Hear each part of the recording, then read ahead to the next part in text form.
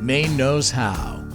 Brought to you by A&G Shooting, Modern Woodmen of America, Mainly Handrails, Pine Grove Programs, Digital Spirit Media, and J.W. Parks Golf Course.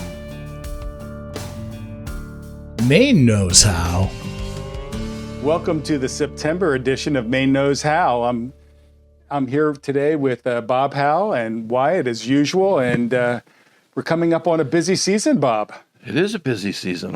October and September is, hunting season's going, bear season's happening, and there's a lot of scouting going on, and fishing season's starting to turn on for the fall season, and the guys are they're getting their bird dogs going, and so yeah, it's very busy. A lot of bear. We're right in the middle of bear. Mm-hmm. We are. Yeah. We spent the last month getting everything set up and baiting and getting all the bait sites ready, and so we're pretty excited to get going with it. I wish people knew of the effort that goes into bear hunting. Mm-hmm. I mean, in August, in July and 90 August, degrees, and you're hauling bait buckets and smelly bait buckets, you're and covered in bugs, sweet sugar, and there's so much work that goes down.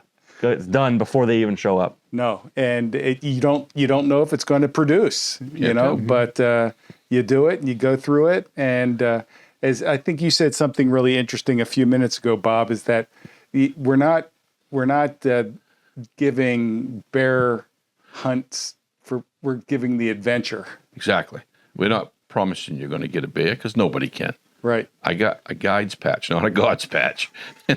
Sometimes you need that kind of help. But it's like I said to some students that I know that nobody gets into Harvard, but somebody does. Yeah. It's the same thing with bear hunting. Mm-hmm. And we have fishing. We do. Yeah, we're still fishing, still going on. It's getting a little bit better as time goes on because it was really hot, and now the water's starting to cool off a little bit, so the fishing's getting better. Boy, the water temperature got warm this year. It did. In the lakes. Yeah, it was we didn't get a whole lot of rain for most of the summer, and it was hot, and so a lot of those fish were down deeper, and now they're slowly coming back up where you can get to them. Yeah, I'm on Messalonsky, and it's the surface temperature is 80 degrees. Yeah. And there's nothing. No, they can't live there. No, but we have the grandkids over, and we have a slope that goes away under on the ground away from the house, and in about 13 feet of water on the slope, there's big bass. You can only see them though when you're swimming with your guy. But they're there. Oh yeah, they're there. No, the getting to them with the lure is the difficult part. Right, right. And we want other fish besides bass, though, anyway. But when there's nothing else biting, I'll take a bass any day. I'll take a bass any day. That's right. Wow. So we have deer season coming too. We do. And when's that start, Bob? It starts in the 1st of November for rifle hunting. Right. And most of our work we did over the wintertime. While we're rabbit hunting, we are always continuously deer season. That's what we're deer hunters by trade. Right. But we're not trackers. There's people that do that. Right. We take people that can't track, and there's a lot of them that can't track. And we have a lot of stands and ground blinds and huts we put out, and trails that got to be cut and flagged in and flagged out, and all that type of thing. And at that time, we take still a lot of hunters with disabilities that the trails got to be clean and raked, and so they can get in without falling down, because you'll have a problem then. So whatever we do, whenever we're doing this for the program, takes twice as long because of all the little details. Every little teeny stick can't be sticking up that much, because that will trip somebody. You got to cut them off close to the ground, and lots of stuff. Yeah, and just as a reminder to folks watching, again, Pine Grove Programs offers free outdoor adventures to veterans, first responders, and law enforcement officers. And if it's something that you're interested in checking out, go to our website, pinegroveprograms.org, and you'll see you'll have the ability to sign up for different activities. But we do it by a lottery system with the bear and the deer hunt, because those things are so incredibly popular. Yep. But go ahead and sign up now, and if you have any questions, you can place them on the website, or you can give us a call. But again, I would really encourage you to check things out for the upcoming deer season. Yeah. That's great. Yeah. But we also have some bird hunting coming up too. We do. We always have bird hunts. We have a David Jambatruzzi hunt, and David is a longtime member of the program, and he puts together bird dogs and different people that come with their dogs to take veterans for a day or two of bird hunting. And they go upland bird hunting, and at the same times we'll still take some rabbit hunters if we have too many. Right. So that's sort of fun for some of the guys. One year I had 7 guys all hunting in wheelchairs, rabbit hunting, and we were trying to chase these rabbits across the road. It was quite unique. And so that'll be coming up next month in October. In October, yep. Okay. Yeah. So did they have electric wheelchairs? Some did. Yeah. And some had a friend, John Rackley, invented a chair called a Renegade chair, and it's a 10-speed wheelchair, and it runs off your arms, and you can shift it. No kidding. And it has knobby tires. It has a thing in the front where you can have a blind with a little roof on it, and they wheel these things up and down the trails. Right. Yeah, and it's been incredible. I brought a girl one time. It poured so hard. I never seen anybody stay out in that. She stayed there until she shot a rabbit, and she did. I got a picture of it, yeah. Well, I would encourage anybody who has a little difficulty getting around, is immobile, and hunting used to be a passion, or just getting out into the woods used to be a passion, and you're afraid to do that right now. Make sure when you check out our program that you drop us a note of what your limitation is, and we will overcome that. Mm-hmm. And we'll go out of our way to make sure we get you out in the woods, and you can enjoy the great outdoors and the peace and serenity that comes from that, and maybe even a big bang. Can't tell, but you'll have fun. Great. Yeah, we've had a lot of stories of taking a lot of people over so many years that happened to them, So Wyatt, with the fishing, when is prime fall? I mean, later is better. Most of the streams and rivers are closed now. Okay. But the ponds and the lakes are still open. So even into October? Well, only specific ones. Yeah. After September 30th, or the end of September, is the end of the normal fishing season up here. But specific ponds and lakes will still be open. So that's on a case-by-case basis. Right. Great. See, these trout are spawning and stuff. That's why they closed a lot of the rivers and stuff. Mm-hmm. Well, it's a busy time of year. Very.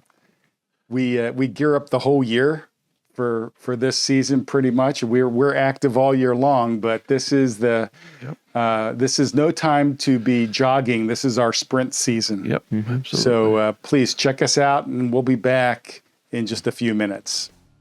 Maine Knows How is brought to you by Modern Woodmen of America, a member-owned fraternal financial services organization since 1883, and by Pine Grove Programs, supporting veterans, first responders, and law enforcement by providing free outdoor opportunities to those who serve, have served, and their families.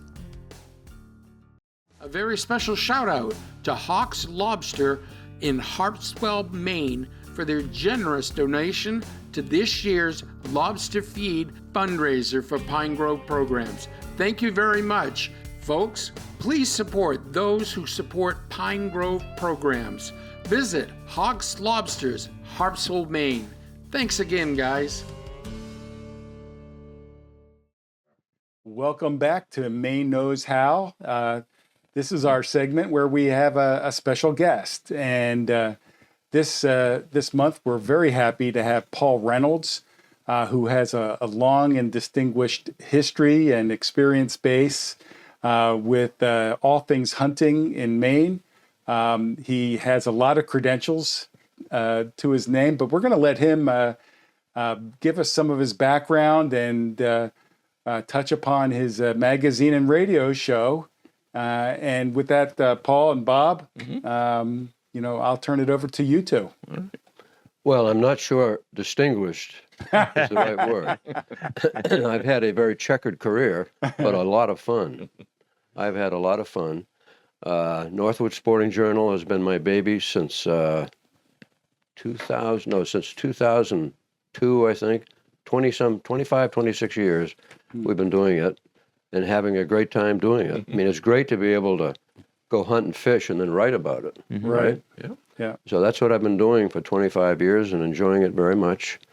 Northwood Sporting Journal is very big in New England, but we circulate all over the country. We have readers everywhere. But what a journal of your exploits. Thank you. To be able to do it and then write about it and look at it 15 years later. You bet. And, what a great... In fact, that's my wife on the cover there. Is that right? That was taken quite a few years ago, 20 years ago.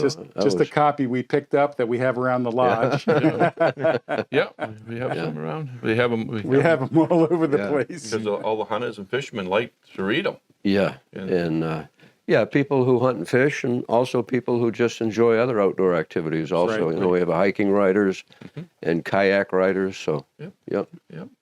You have some good writers. thank you. We try to keep our stable, and we change a lot. Yep. Guys get older and quit, and we bring on new people, but we try to keep a good collection of writers. Yep. So what got you to the point, Paul, where you thought you would put together a magazine? Okay. Before the magazine, tell us about Paul. The way this started, my partner, Vic Moran, back when I was with Fish and Wildlife, I was the information officer at Fish and Wildlife for 3 years. And at that time, I met Vic, and he had a fledgling publication, but he was having a struggle with it. And when I left Fish and Wildlife, I was fascinated by the potential that this had, and so he and I collaborated, and we worked together on it. He's been in sales, and I've been the editor, and we've been a team for, as I said, a quarter century. So that's how it all started. So anybody who might be interested in getting a copy, what's the best way for them to do that? Okay, you can pick it up at a newsstand near you. The best way to get one is get a mail subscription, and you save yourself a lot of money that way. Okay. Yep. And tell us some of the exploits that we were referring to earlier today, some of the places you've gone and things that you've done in the North Woods. Okay. And what is the North Woods? Well, the North Woods covers a big swath, as you know, as you all know. And I've been an avid deer hunter all my life. I started as a kid with my dad. It's my favorite passion, but I love to fish, fly fish. But hunting is my thing, and I've deer hunted all over Maine, Maryland, and late in life I started elk hunting in Colorado. Oh, wow. And that became an addiction. And my wife decided I was spending too much money, so I stopped doing that. You know about that, right? I know about that. But I love to hunt. It's my thing. Yeah. And I still love it even at my advanced age. I still like to get out in the woods, and I still have that passion, to hunt the whitetail. And the North Woods are massive. I mean, it's just so, to get out here into the woods of Maine and western Maine and northern area, it's amazing how big. I had the real pleasure of taking a helicopter ride in foliage season, and we were flying just above treetop. Oh yeah. And you could. Yeah. We were spotting down, and we were seeing all kinds of wildlife, but it's just a massive forest. Yeah, well, Maine is blessed. I mean, if you fly over northern Maine, it's just a sea of fir thickets. I mean, we have we're blessed to have the North Woods, and we're blessed to have access to it. That's what's so great. Absolutely. Isn't that something special, huh? Yeah. Yeah. Spend a lifetime You bet. and just hunt on all this land. Yeah. So I understand that in addition to the magazine, you also have a radio show. I do have a radio program called Maine Outdoors, and the reason I got into radio instead of TV is because my wife said I had a face for radio, and so I've been in broadcasting. Maine Outdoors has been on the air again for over a quarter of a century, and we're on every Sunday night from 7 to 8. And like you folks, we try to have guests. People who fish and hunt or guide and talk about the things they do. The radio station? radio station's WVOM FM, and it's a statewide network, Right. Voice of Maine network. 101.3 and You got it. 103.9. Excellent, or- thank you. I listen every morning. Yeah. Anyway, we've been doing that for a number of years and enjoy it. Trying to find guests is always a challenge, but we always manage to find somebody to Right. come on the radio. So, with your, how many decades of experience would you say you have in the whole outdoors experience? Well, I'm 84 years old last week. Wow. All right, and I've been hunting and fishing since I was 15. Okay. So I've got a few years a few years in. under my belt. Yeah. You know, have you seen it change over the Oh years? yeah. Well, I'm sure even you remember back when in the days before Hunter Orange, we had we wore the black and red checkered shirts, Absolutely. and of course we had some problems with hunting fatalities Yep. back in those days. So thankfully that has changed, revolutionized by Hunter Orange, I think. Very But much. back in those days, I think there was a lot more accessibility. There wasn't all the posted land that we have today. And I think that's one of the concerns for the future. Perhaps not up here in the Northwoods where you folks are, but down where I live in Ellsworth. And just in the last 10 years, I've seen a massive increase in posted land, which discourages hunters. I know people who have just given it up because they can't find a place to hunt. And it's something we have to deal with, I think. Really, it's a concern. Paul, you also mentioned a few minutes ago about safety concerns and blinds, hunting from hunting from Tree stand? a tree stand. Yeah. Well, I still bow hunt from a tree stand, and it makes my wife very nervous because of my advanced age. But I have a complete body safety harness, which I'm sure you're familiar with. Yep. And I wear it religiously. I'm very careful. I focus when I climb up the tree, and I focus when I climb down the tree. And I hook myself up to the tree on a harness. And I don't know how many years I have left to climb that tree, but I'm going to keep trying. But there's a significant injury rate. Yeah, I was reading the other day that I think I read somewhere that in a lifetime, 1 out of 3 tree stand hunters will fall out of a tree. Wow. And sometimes it causes death, sometimes serious injury. Yep. One of the things I've always wondered about is if you do fall off the tree stand and you're hanging from a harness, can you get back in that tree stand? And somebody suggested that you should rehearse at a low level, you know. Wow. Yep. So I haven't done that yet, but I think maybe this time I'll try it at a low level and see if I can get back in the tree stand. It's difficult to do. Do you know? I do. Have you fallen? I have. Have you really? have. Yeah. And I never have, but it must be tough to get back up there. my friend Andy Colla fell out of one. That is a story that's unbelievable. Is that right? Oh my God Almighty! It's unbelievable Yeah. what happened to him. Yeah, I bet. And sometimes Is that what happened to his face? I'm not going there. He fell out of a stand, and it was. And I have a lot of funny stories. That Yeah. happened out of I like ground blinds too. What I like about a ground blind is you can nod off. Yeah, it's much easier to take a nap. Can't do that in a tree stand. No, No. but the equipment has changed Oh, it so has much, so and the much, yeah. stands have changed from Yeah. when they first came out. They were yeah. a little on the rickety side. Oh, yeah. Now they're pretty Yeah. rugged, and they Yeah. work And out they were well. always very difficult to put up. Those ground blinds are so complicated. Now they've revolutionized them. A lot more user friendly. Yep. Yeah. Yeah. Yeah, we use a lot of them. Yeah. Yeah. We like to keep guys on the ground. Well, it's a lot safer, that's Yep. for sure. My job Yeah. as a guide to send them home. Yeah. I don't mean I have to send them home with a deer or a bear. I have to send them home. That's my job. right. Yeah. Right. So, Paul, as we move forward here, now we're advancing through time and space. You've already mentioned the restrictiveness of land with people posting. What other challenges are you seeing that lie ahead for the sportsman? Well, I think there are a number. I think posted land is a big one. The other issue is really something we've seen this year with gun regulation. I mean, guns are part of hunting, and now we have a 72-hour waiting law. So if you go to Old Town Trading Post and you buy a bear gun, and you're from Holton, you got to drive back to Holton and then drive back.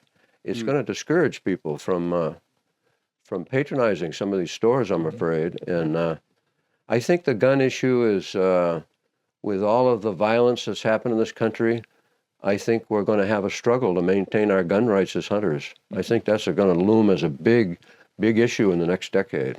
You know, Paul, I think you're right, and I think the big issue that we as a society have to come to terms with is, I've made it a point over the past 10 plus years with every one of these shootings and things along that line to keep reading in the storyline. And I have to admit, with the exception of maybe one, every single case has involved significant mental health problems. Oh yeah, and sure. Problems that people around them knew about, and we've got to come up with a way to understand the connection between mental health problems and having a gun, and how best to deal with that. And it won't be easy because we have a long history, especially in Maine. Yeah. I mean, there are more guns in Maine than people. There are, and Maine has a pretty good record. Yes. You know, the other issue that I think looms big on the horizon is the idea that young people are not being brought along the way we were, and I see fewer and fewer. You know, if you go to a fish and game club anywhere in Maine, it could be in Belgrade, it could be in Augusta, Ellsworth, and I go to these fish and game clubs sometime to speak and just to rub elbows with folks. And you're not seeing young people in these fish and game clubs. They're old guys with gray beards. Yep. And that's a concern because if we're going to continue the heritage, we've got to get these young people interested in hunting and fishing. And there are a lot of competitions with young people with video games and iPhones. And so we really need to concentrate on getting young people involved in the outdoors. Yeah, I've noticed just on the lakes with ice fishing, the lakes that used to have dozens of shacks, you see very few of them now. Yeah. And there's just not a whole lot of people getting out. Yeah. So it's an issue. And if you run an outdoor publication like I do, I mean, you're concerned about your future subscribers too. Sure. Yeah. So, it's, and you know, the sad thing is a young person who, in my opinion, and I'm sure you folks would agree with this, that if a young person is never exposed to the outdoors, hunting and fishing, camping, whatever, they've missed so much in their life. And if you're a person like we are who loves it, you feel badly that these young people are not going to have the opportunity that we had. Right. Yeah. And that's a sad thing. It's also one of those things that if you don't grow up doing it or you haven't done it when you're young, when you get to 30 or like older, how do you start that journey if you don't know where to go, what things you need, how to do any of the little things? Yeah, you bet. And so it's important to get those people out, those kids out early, and get them used to and learning those little skills and where to go, how to go fishing, how to go ice fishing, what you need. Where I bring some of my friends who aren't as outdoors oriented, and they show up in jeans and a little windbreaker to go ice fishing. Oh no! Come with me. We got stuff. You know, when I have two boys, both of whom love to hunt and fish, and my oldest boy, when he was 4 years old, I took him out of preschool to take him ice fishing, and I put him I had an ash basket, a pack basket. Put him in the pack basket, carried him into this little pickerel pond, and we did a little ice fishing, cooked some hot dogs on the open fire, and he remembers that to this day. No kidding. You know, and it fired him up. Yeah.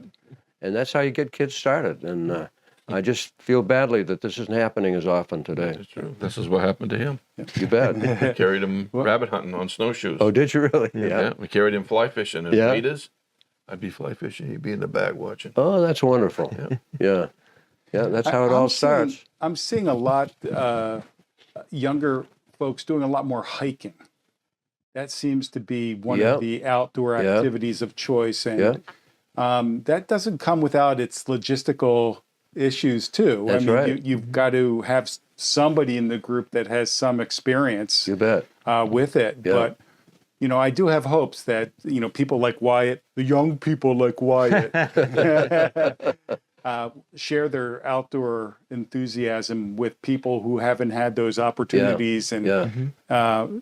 people who are just willing to do something different Yeah. and disconnect. And the good demographic, you probably already know this, but the good demographic is that more and more women Yes. are taking up hunting. And that's one of the, I think Mark Laddie told me at the Fish and Wildlife Department, that's one of the things that's kept the numbers up on Really? on licenses, is more and more women taking to hunting. Yep. Yep. I think last year we brought 29 fathers and sons or grandfathers and sons rabbit hunting. Did you really? Yeah, almost every year it's over 20. Good for you. And yeah. because they did it when they enjoyed it and had a good time, and then they brought them. Yeah. Some of them never seen snow, Yeah. never walked on snowshoes. Yeah. and What an never experience that would be never for them. been hunting, Yeah. and came with his grandfather. Yeah. Now they want to come all the time. Yeah. Yeah. So Yeah. That's great. so Wonderful thing you do, by the way. well, it takes every Yeah. hunter, like you and me Yeah. and him, to bring these numbers up. You bet. Yeah. Yeah. It's funny you should mention women. My daughter and her husband are big outdoors people with hunting and everything, and their two kids. I mean, they'll go hunting together as a family, and they're not leaving anybody at home. I mean, the four of them will get up and they'll go. And when the boys were younger, they would just assist and watch. Yeah. But over a 2 or 3 year period, they would break them into, learning how to shoot and do those things. And both boys, they're 8 and 10 now, and they've each shot a couple deer each. And my daughter and my son-in-law, for them, it's their adventure. Yeah. My wife, a lady on the cover there, she retired as a teacher at 52 and had never hunted. And she Wow. informed me one day that I want to learn to hunt. Good. And so I said, great. So I brought her along, and she's hunted, she's killed moose, bear, deer, elk, grouse. I mean, she's done it all. Yeah. Wow. And the bear, and her very favorite, was always the bear hunts. Yeah. Of all the different hunts, she Yeah. loved the excitement of the bear hunt. Yeah. The anticipation of Yeah. seeing a bear was something. Yeah. I had guys that came for 37 years in a row Wow. bear hunting. Is that right? And Good for- he eventually just couldn't walk anymore. Yeah. We had to walk him in and walk him out. And he still wanted to. We finally said, Raymond, you can't do this no more. Yeah. Well, there comes a time, Yeah. Paul, have you seen any changes in the health of the herds, whether it be bear or deer, or even of the different species of fish? Well, we know the bear population is very healthy, and I guess for a number of years the department was concerned that they weren't harvesting enough bears. Right. Although I talked to Jennifer Vachon the other day, and she said that's pretty well leveled off, and now they've got a good harvest, and they're not as concerned about an overabundance of black bear as they were. Okay. And I think I've watched the white-tailed deer population increase along the coast in southern Maine and the coastal islands, but we've had a problem with deer in the big woods, and coyotes I think have been part of the issue, Yes. and deer wintering areas have been part of the issue. So good things are happening now. We're controlling coyote populations. Right. The department is now buying up deer wintering areas, which is a good thing. Absolutely. So yeah, good things are happening. I think for The the famous deer yards that I always heard so much about, but never saw. never saw one. Yeah, yeah. So I think that's a good thing. Yeah. It's been a slow process for them. The commissioner wrote a good article in Sam News that I read the other day that there's a challenge trying to find landowners who will sell them deer wintering areas. This is the biggest challenge. Yep. They have the money, but Right. trying to find a willing seller has been a challenge for them. Yeah. Yep. The moose population. I mean, I remember when moose hunting first started, the success rate was like 99%. It was, yeah. But I understand now it's dropped below 50. Yeah. 50%. Well, I think you probably agree with this. I don't know, but I think the moose are getting smarter. Yeah, Don't you? they are, and there's less of them. Yeah. In some places, they brought the numbers up so they could try to control the tick population, and that it's not as many. But Wyatt spent all summer doing moose safaris and bringing people from all over the world to look for these animals. Oh, did you? Yeah. And he, I think, out of the whole summer, only once he didn't find moose. Oh, is that right? That's it's sometimes 2 trips a day. Yeah. Well, the You moose have to know where to look. the moose biologist says if the success rate is down, it's because hunters aren't getting out of the trucks and getting into the woods. That's part of the problem. Yeah, you can find a moose if you're willing to work for it, right? Yeah, we have. We Yeah. spent a lot of time Yeah. scouting and Yeah. building little blinds on remote ponds. Yeah, So we can get Yeah. these people's pictures of Yeah. Moose. yeah, That's He's fantastic. done a great job doing yeah. that. They have. Yeah. What, anything about fishing? How that's been going in Well, general? I've done all kinds of fishing. I used to troll for togue with my dad, who loved to do it. But I'm a fly fisherman mostly now. Yeah. And one of the things that amazes me, I have a little secret pond I go to way up north. I can't tell you where it is. But I've been going there for like 50 years. And I took my son up there again this year. And the fishing was incredible. Yeah. And I said to him, I said, Scotty, this is what's so amazing is that the fishing is as good on this pond today as it was 50 years ago. Right. And it's not stocked; it's a wild pond. Mhm. Yep. And there are a lot of ponds like that in Maine. Maine is blessed with a tremendous trout fishery. It's just it's a treasure trove. It's world class. And they've done a good job with the heritage waters trying to protect it. And it's just it's a real blessing, I think, the trout fishery we have in Maine.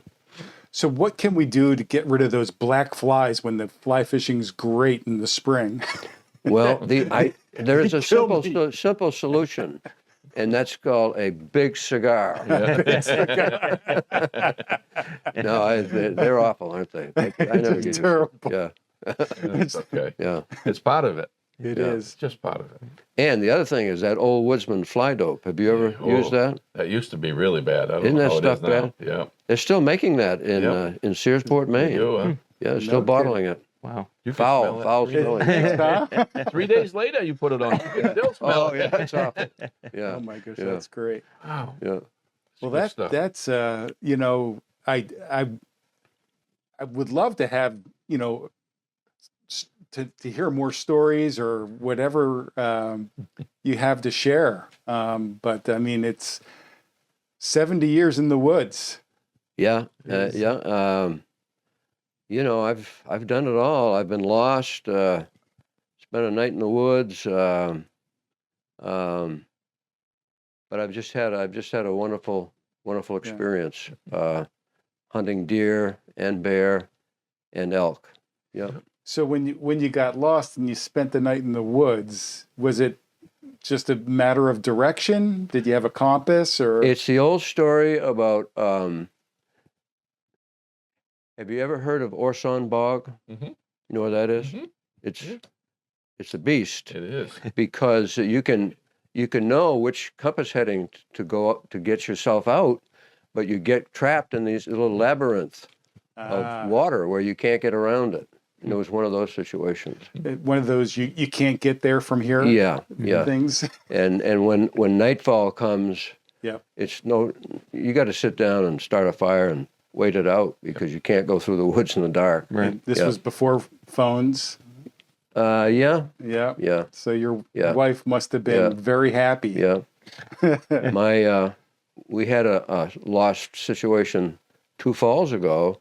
We have a group that go to deer camp every fall, and one of the fellows, we all were hunting, and he came out and crossed over the road he was supposed to come out on. Yep.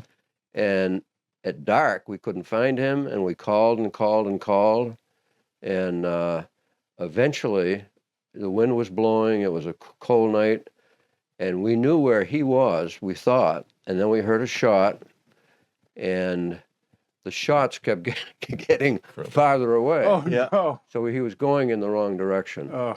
And we put a call into the Maine Warden Service, but luckily my son went in the dark and found this Wow. our fellow hunter. Sometimes the best thing you can do is what you've already said is just sit down and make a fire. Oh, you have to. Yeah. Please stay. And he didn't do that. He panicked, and he was lucky he didn't get hurt. Yep. But he got out okay. Yep. And everything ended well. But you got to be careful. Yep. So Paul, I mean, we're talking a little bit about fishing here, and you won't tell us where your fishing hole is, and I don't know why fishermen are like that. It's very selfish for you not to only share. that, some of them lie. I don't lie. I just refuse to answer the question. Good. It's the truth, though. You heard the old joke about how can you tell if a fisherman's lying? His lips are moving. His lips are moving. I heard the same thing about lawyers. Yeah. But I heard it's true with politicians too. politicians too, Yeah. and guides. Yeah. Everything we say is true. But fishing is getting really complicated these days. It is, and on my radio program, one of the things that gets people fired up is a discussion of fishing regulations. Right. And generally, they're not all people, but a lot of people complain that they're unnecessarily complicated. And I understand biologists are trying to fine-tune fisheries management, and you understand that, but you wonder where the fine line is between micromanaging the fishery and making it fun and uncomplicated for the fishermen. And one of the biggest complaints I hear about are the so-called slot limits. This drives, people I know drive them crazy. Right. In fact, my late co-host, Wiggy Robinson, that was his cause célèbre in his life. You remember Wiggy. He hated the slot limits, and he was an avid fisherman, and he cared about the resource, but he always claimed that they were unnecessary and that they didn't solve the problem, because when you catch a trout and put it back, half the time it's going to die anyway. Right. So I don't know. I mean, I don't know. I have no scientific knowledge or background, so I don't know the answer to that. But I do know that people are discouraged and don't buy fishing licenses because they get fed up with the complex regulations. Well, I mean, if you want to be doing it the right way, you get your license, and then you go online and you can actually go to the lake that you want to go fishing on, and there's 2 pages of rules. Yes. You can keep one of these. It has to be that long. It can't be more than this, and you can't have more than this and that. It's really, I mean, you have to put in research to figure out what you have to do to remain within the confines of the law, and Right. it's hard. I think I could be wrong on this, but I think the department's getting the message. Yeah. Yeah. I think there have been some changes this year that come out of the category of uncomplicating the fishing regulations. Right. So maybe there's hope. Yeah. Maybe there's hope. They've got better. I think so. They're working on them. I think they are. Maine has a lot of different kinds of waters, They do. and it's hard to say do this and Yeah. do that. And Yeah. I know exactly how they feel because I do too. There's so much that we don't kill no fish. That's right. We throw them all back. Yeah. Right. But even then, you still don't know on this side of the red post or that side of the red post. Yeah. Well, Right. Yeah. geez, I'm crying. Yeah. Yeah.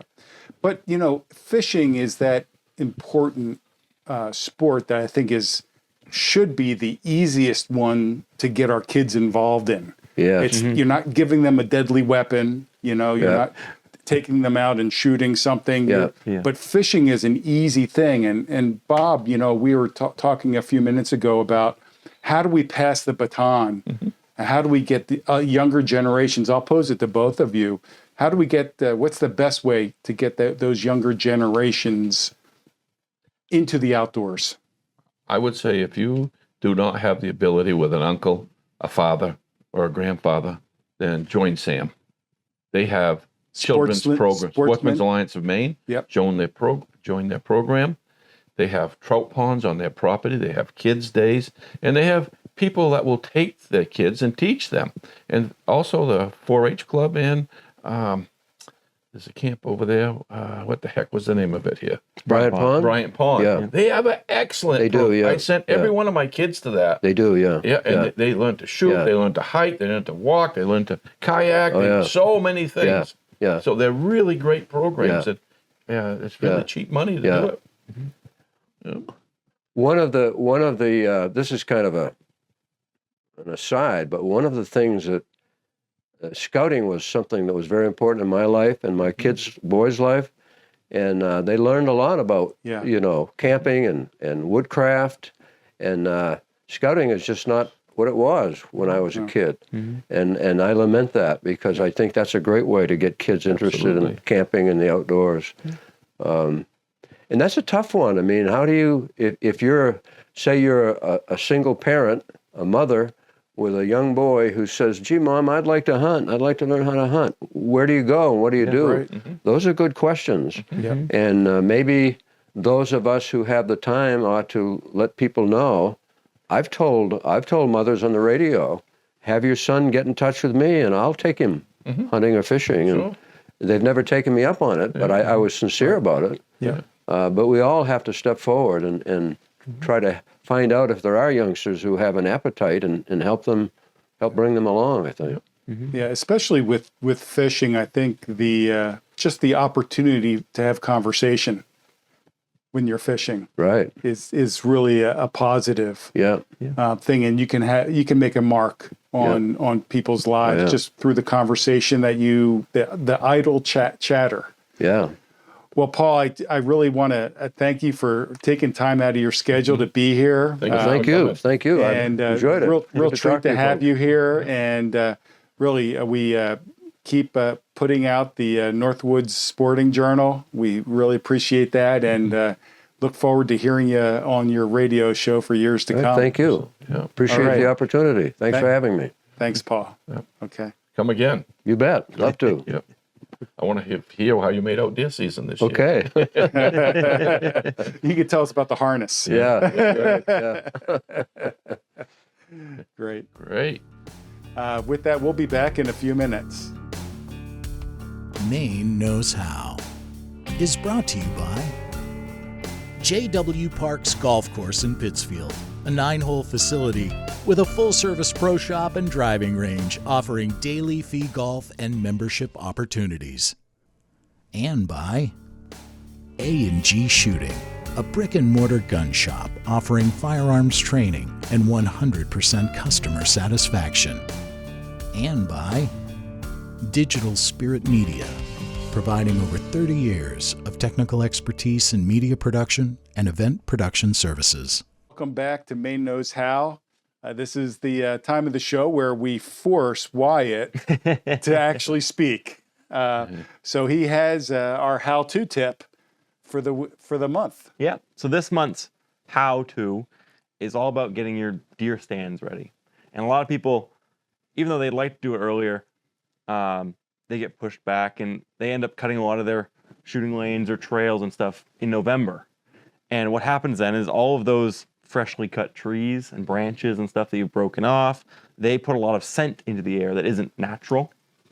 And so the how-to for this month is really to focus on getting all of your stands and stuff ready before the season starts. September, even earlier, is better. And that allows all of those branches and stuff, and like if you sweep any trees out of the way, it's fresh earth underneath. Those are all scents that aren't natural. And so by moving those earlier in the season, it allows it to diminish in the scent, and you can have a more natural and a better chance of being successful at those deer stands. Excellent. Yeah. Do you recommend that when folks go out to clear their site, so to speak, that they take extra precautions with smells they'll be carrying, or do those smells dissipate real quickly? Well, if it's early enough, then they'll dissipate. Just dissipate. Yep. Well, great. Well, thank you, Wyatt. You're welcome. And, I was talking a few minutes ago about bear hunting season coming. And do you know anybody who might have a bear story? I've heard plenty of bear stories. Half of them aren't true. Oh, true? I don't know. But I think I know someone who might have one. Ah. Yeah. And who might that be, Papa How? I don't know. I've so many years taking bear hunters, stuff happens, and it just happens. And a lot of unique things have happened in the woods, and so I'm going to share one with you. And this is a pretty funny story, but could be pretty serious too. Depends on where you was. And I had a gentleman come, and he was hunting with his new black powder rifle, bear hunting. He said, I want to shoot a big bear, Bob. And I said, everybody here does too. So I'll put you on a bait, hope a big bear comes, but I can't tell you what's going to come. But the bait's been hit every day. He said, all right, that's good enough. So I put him in a stand, and we walked in, and I baited it. And he got in the stand, and I come back and asked him if he's all right. Yeah, I'm all ready. It's all right, I'll be back. So I went to put out the other hunters. I had 5 guys, and they're spread basically a mile apart. Geez, time went by, and time went by, and I heard somebody shoot. Well, he didn't shoot. So I went over there to see if my other hunter shot, and he didn't. He said, I don't know who else shot, because there's other people that bait in the areas too. But I thought it was from one of these guys, but it wasn't. So we started picking guys up. It got dark. And when I got to this gentleman, he was way down the road, like a mile. I'm saying, geez, what are you doing down here? He goes, well, I got a story to tell you. He goes, I was sitting there, and then I was sort of taking a nap, he says, and I had my head down, and I looked up, and there was a bear on the bait. And I mean a big bear, Bob. He was big, he says. And I'm saying, yeah, all right, they're all big. But I'm telling you, I got my gun up, I put it on him, I squeeze, just the primer went off. And the bear looked right at him. He said, uh-oh, because he only had one shot in the gun. Oh. He said, my heart dropped. He goes, the bear turned and came walking right towards me. Right? He says, I didn't know what to do. I was like, should I climb this tree? Should I run? Or what? He goes, finally the bear walked just off to the side of the trail and walked off. Because I didn't dare to get down, and I was listening. Listen, he said, I hear something over here. I hear something over there. I was scared to death. And it's getting darker, right?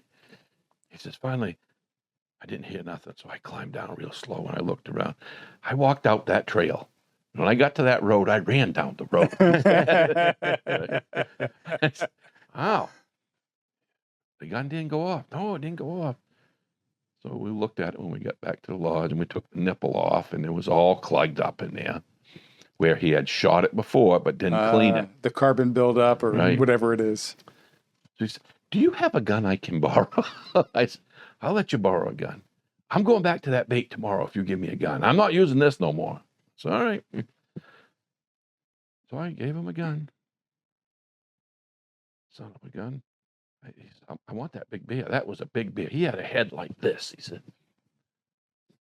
So a couple hours went by, and I heard another gunshot. So I said, I think that's back where he was. So I drove back. It was probably 20 minutes before I got there. So I go in, and he's halfway out the trail again. He says, the bear came in, Bob. It wasn't the big one, he says, but it was a nice one. I said, all right. So where'd it go? Did it drop? No, it ran off. I said, well, let's go look for it. You go look for it. You're the guide. Yeah. You get paid to sacrifice. So I said, all right, we'll go see if we can find him. Which way was he going? And I asked all the questions. You stay right here. All right. So I start tracking this bear, and I find a little blood trail. And geez, I get there, and it starts bleeding. And I'm looking on a little rise, and I see black. And it was like a bear laying dead. And I'm looking it over, and I was no hurry. So I walk up to the bear. That son of a gun, that big bear had came and ate that bear in that 20 minutes. He was ripped from here all the way here. All the innards pulled out of him. I said, come on in here. I want to show you something. No kidding. He said, what? I said, there's your bear. My bear wasn't like that. I said, I know, but you know that big bear you missed? Well, that's what he ate him. In that They'll 20 do minutes. that? He did. He did. So I'm going to show you some pictures of that bear. Yep. So he had a bear, but he couldn't have a full body mount no more. Yeah, so stuff happens. Getting So- 2 shots in 2 days is Yeah, and I said, no more napping on the baits. Huh? He said, no, I never nap again. He said. So that's just one of the things that happened. one of the stories. Yeah. And I'm going to put you on notice right now. You're going to need a deer story next month. A deer story. Yes. Oh, Because we're coming up on that. yeah, we have some deer stories. I have some funny deer stories too. Thank God. Yeah, you know. You know, stuff happens in the woods. Yes. You never know what's going to happen. And it doesn't necessarily stay there. No, no. No, son of a gun. Sometimes it leaks out. Yeah. All right. Well, Bob, Wyatt, thanks. I think it was another a good fun. time sharing some stories and learning some information from Paul. And He's a nice gentleman. Glad he really came. nice. Really look forward to listening to his program on Sunday night. Yeah. So with that, we'll sign off from Maine Knows How, and we'll be back with you next month. Thanks.